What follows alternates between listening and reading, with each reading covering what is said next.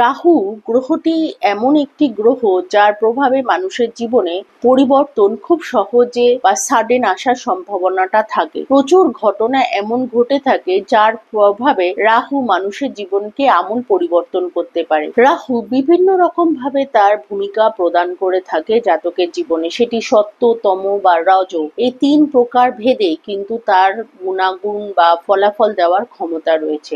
সত্য গুণ ভাবে যদি সে ফল দেওয়ার চেষ্টা করে তাহলে পরে জাতককে অনেক বেশি বুদ্ধিমান এবং জ্ঞানী গুণী করেন, এবং এছাড়াও কিন্তু আধ্যাত্মিক দিকেও অনেক গভীর ভাবেও তাকে প্রবেশ করতে বাধ্য করেন। এটি কিন্তু রাহুর সত্য গুণের মধ্যে পড়ে থাকে। এবার যদি রজগুণের মধ্যে থেকে রাহু তার নিজস্ব ভূমিকা দিয়ে থাকে তাহলে জাতক তার জীবনে বড় গাড়ি, বাড়ি বা লাক্সারি বা সুখ স্বাচ্ছন্দ্য, বৈভব ইত্যাদি যে জিনিসগুলোর একটি চরম লেভেল পর্যন্ত পৌঁছানো যায় বা বিলাসিতার একটা সবচেয়ে ভালো জায়গাতে পৌঁছানো, সেটিও কিন্তু সেই প্রকার সুখ দেওয়ার ক্ষমতা রাহুর মধ্যে থাকে।